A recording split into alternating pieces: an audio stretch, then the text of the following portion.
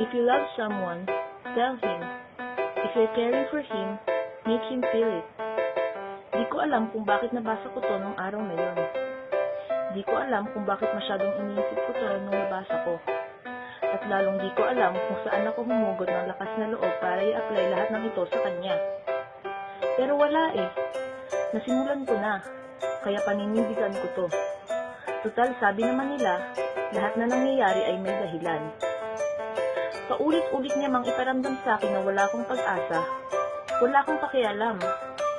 Ang mahalaga, nagagawa kong iparamdam sa kanya yung pagmamalasakit at pagmamahal na nararamdaman ko sa kanya. Martir, ako, Dino, matindi lang talagang magmahal.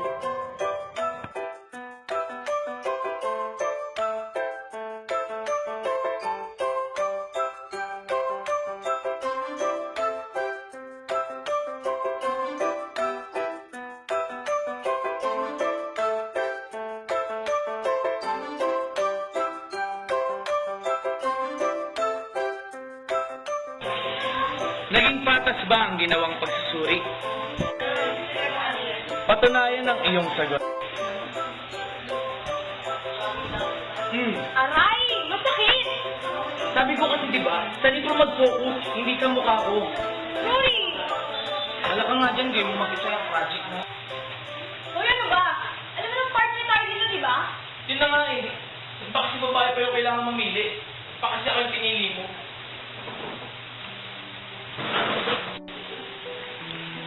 Gusto mo talaga malaman. Jobet, gusto kita.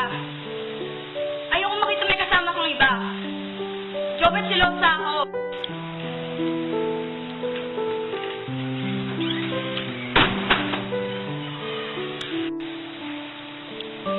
Magugustuhan mo rin naman ako eh. Yun nga lang, hindi ngayon.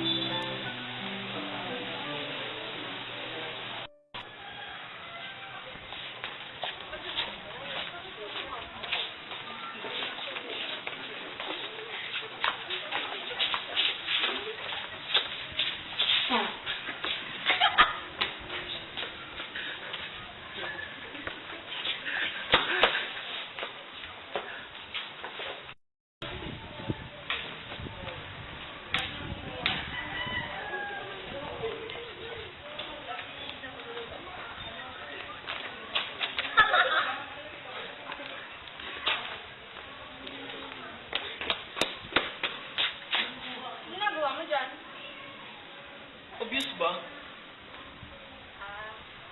May ginawa ka na namang kalokohan, no?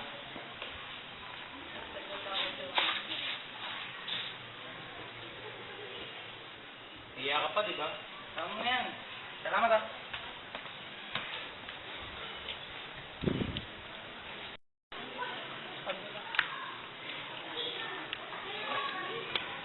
Sabog na ako. Talaga nagtama si Christy ah.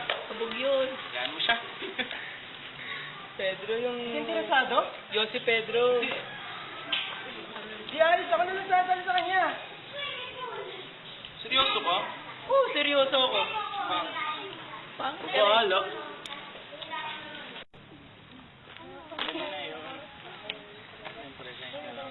Oh, Jopet, nandiyan na si Christy. It's fucking food. Yan mo yan. So, si Christy hindi mo type? I mean, ang baduy niyo kaya pumorma sa pangit. Yata na. Oo, no. Hindi ko type yan. Hindi ko magiging type yan. Alam ko namang hindi ako type niya eh. At alam ko din namang ilan ko rin sarili ko sa kanya. Kaya mo, sana mag-usap ka. Bye-bye. Bye-bye.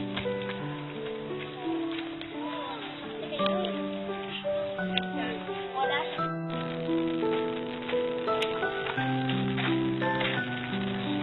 Oh. Sorry ah. Tagal na kasi ang pinagkuhalan ng doktor sa Nigeria.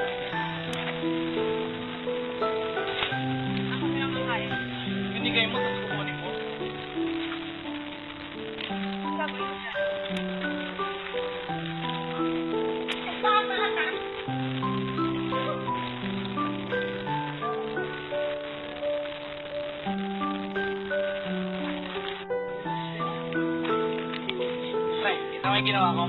Cool, no? Ang babae, minamahal at nire-respeto yan. Lalo na yung kagaya niya. Hugas! Cool! Yan yung cool! Oh my gosh!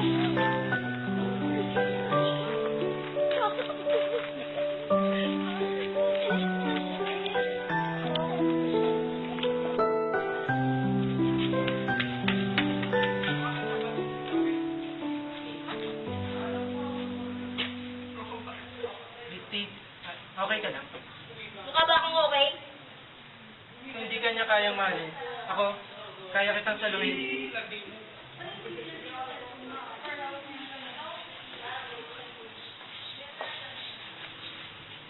Christy, handa ako maghintay.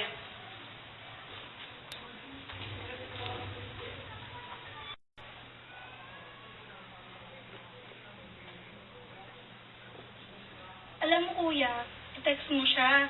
Hindi ko ikaw nag-aantay ng text galing sa kanya. Ano sasabi mo dyan? Hindi ko kasi alam kung nagbabasa ka lang ba o nagagwardya yung cellphone mo. Gwardiya. Dino.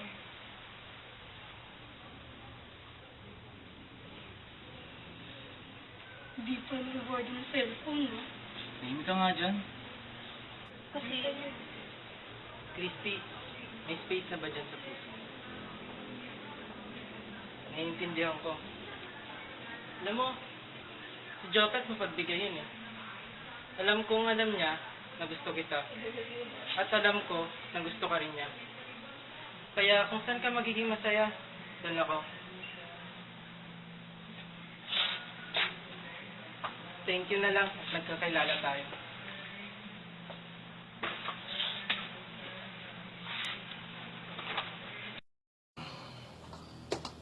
Anong nangyari sa'yo?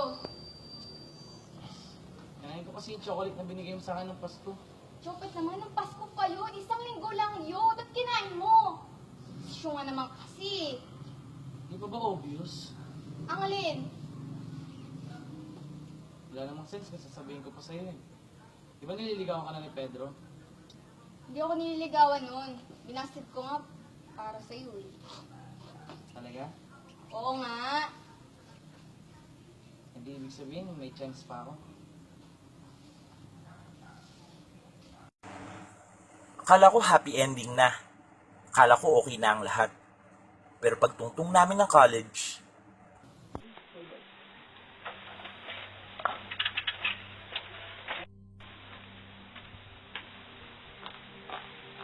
Love, kumain ka na?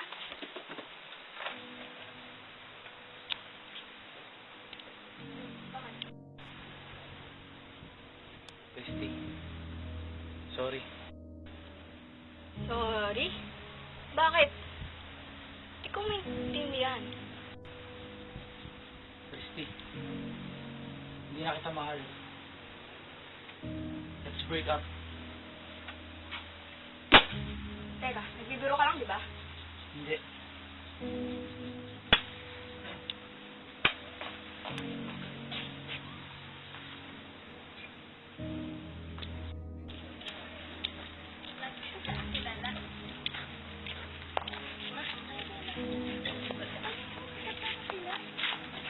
Ayun mo.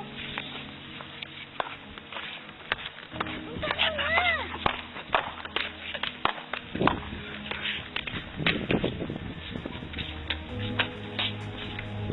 Siya ba yung dahilan?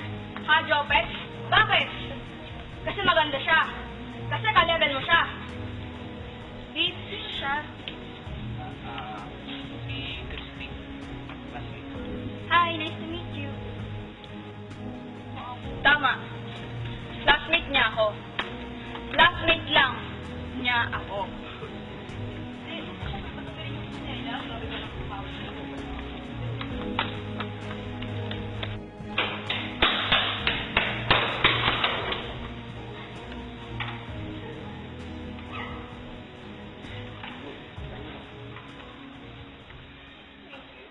No problem. Sige lang, iyak mo lang yan.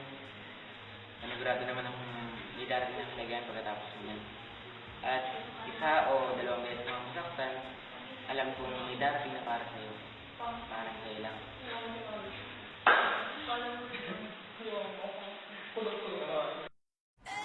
Parang may gusto nang nangyari. Salamat sa pinsan ko dahil pumayag siya na magpanggap-gabi na magkarelasyon sa harap ni Casey. Sakit makitang nasasaktan siya pero mas masakit kung pagpapatuloy ko to. Grabe yung tadhana, no? Masyadong mapaglaro. Sa lahat ng pwedeng paglaruan, kami pa. Sakit eh. Mahirap tanggapin pero mali. Hindi pa man kami ng tatay. Galing pa rin kami sa isang sinapupunan at isang bubulang ang tinataglay namin. Una pa lang mali na. At patuloy na magiging mali kung hindi ko tutigil. Mali kasi. Kapatid ko siya.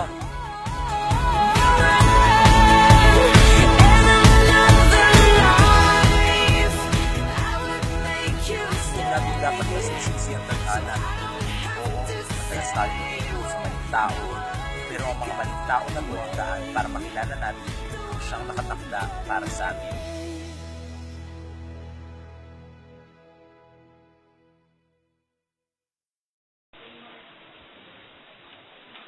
Christy!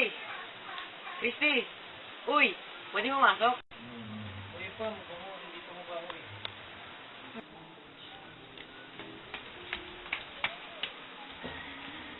Christy?